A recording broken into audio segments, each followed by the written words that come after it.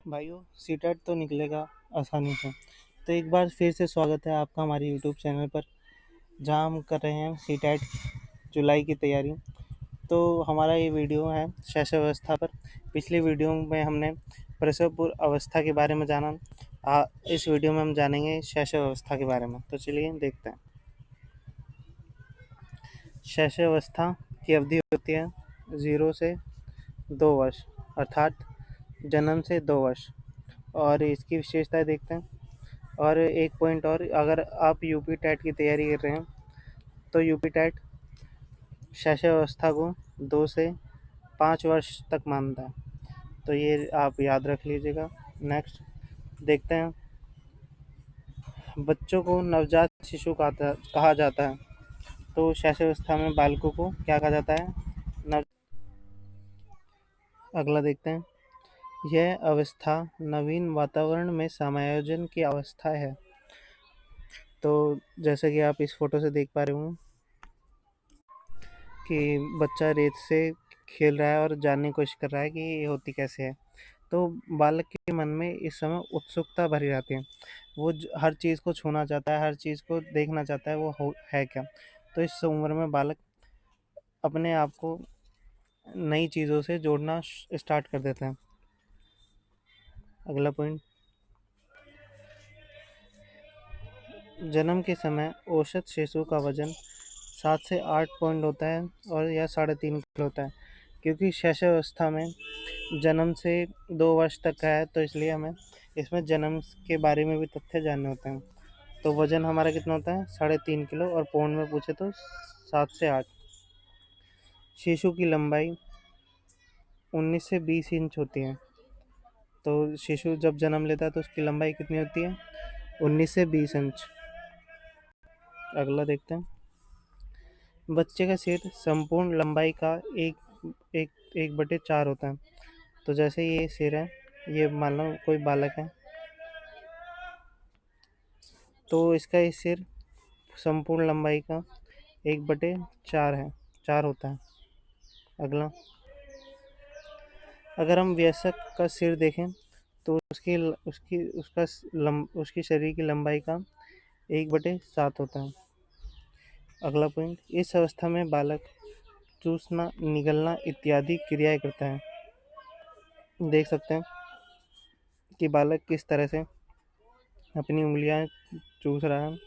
और इस उम्र में दूध भी बहुत बालक पीते हैं, तो ये भी चूसने की क्रिया में आता है। अब कुछ क्रियाएं जो शिशु द्वारा की जाती हैं शैशव अवस्था में, तो उन्हें दो दो क्रियाओं में बांटा गया है। पहला सामान्य क्रिया और दूसरी होती है हमारी विशिष्ट क्रियाएं। तो चलिए पहले सामान्य क्रिया को देखते हैं। जब शिशु किसी क्रिया को करने के लिए अपना पूरा शरीर का उपयोग करता है, एग्जाम्पल, रोते समय पूरे शरीर का प्रयोग करता है। आपने देखा होगा अपने घर में आसपास कि जब भी छोटा बच्चा रोता है तो हाथ पैर भी फेंकता है, चिल्लाता भी है और लार भी निकालता है, और आंखें भी बंद आँख खोलता रहता है। तो इसमें उसका पूरा शरीर का प्रयोग हो रहा है। तो ये कौन सी क्रियाएं हैं? सामान्य क्रियाएं। ऐसे ही अगर आप उसे हंसाओगे तो वो हाथ पैर भी फेंकेगा हंसते समय, और करवटें भी लेता है कभी कभार, तो वो भी सामान्य क्रियाओं में आता है। नेक्स्ट अगला देखते हैं। देखो जैसे ये इमेज में देख सकते हैं, बालक रो रहा है और इसके हाथ भी चल रहे हैं और पैर भी चल रहे होंगे, और देखो मुंह भी खुला है, आंखें भी मिची हुई हैं। तो क्या हुआ? ये सामान्य क्रिया। विशिष्ट क्रियाएं। अब हम पढ़ते हैं विशिष्ट क्रियाओं के बारे में। जब बालक उद्दीपक या बाहरी उद्दीपक के प्रति प्रतिक्रिया देने लगे। उद्दीपक क्या होता है? जैसे मुझे गोलगप्पों की स्मेल अच्छी लगती है, तो गोलगप्पों की स्मेल क्या होगी? उद्दीपक होगी मेरे लिए। और जैसे किसी ने आवाज़ दी मुझे, जैसे मेरी मम्मी ने आवाज़ दी, तो वो आवाज़ क्या होगी? वो भी मेरे लिए उद्दीपक हुई। तो इन सब क्रियाओं को देखता है। जैसे इसमें होता है एग्जाम्पल, पैरों को चलाना, आंखें घुमाना या चूसना आदि। जैसे जब बच्चों को किसी अपनी माँ की आवाज़ सुनाई दी तो वो तुरंत तिरछी आंखों से देखता है और पूरे शरीर का प्रयोग नहीं करता। तो क्या होगी? वो होगी विशिष्ट क्रियाएं। देखो जैसे ये बालक देख रहे हैं, ये अपने माँ बाप की तरफ देख रहा है, तो ये किस क्रिया में आती है? ये विशिष्ट क्रिया में आती है। और शास्त्रावस्था की कुछ अन्य विशेषताएं जो पेपर में लगातार पूछी जाती हैं। यह मस्तिष्क व तंत्रिका तंत्र से संबंधी का तेजी से विकास है। इस उम्र में मस्तिष्क व तंत्रिका तंत्र का विकास बहुत अधिक गति से होता है।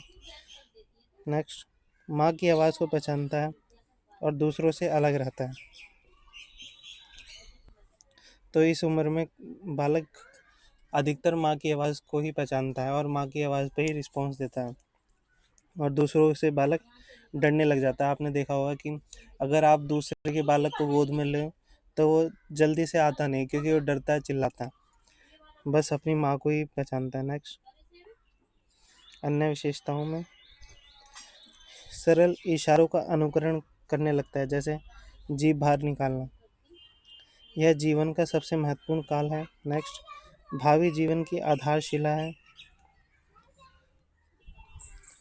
और ये दोहराने की अवस्था है, स्टेज ऑफ रेपिटेशन।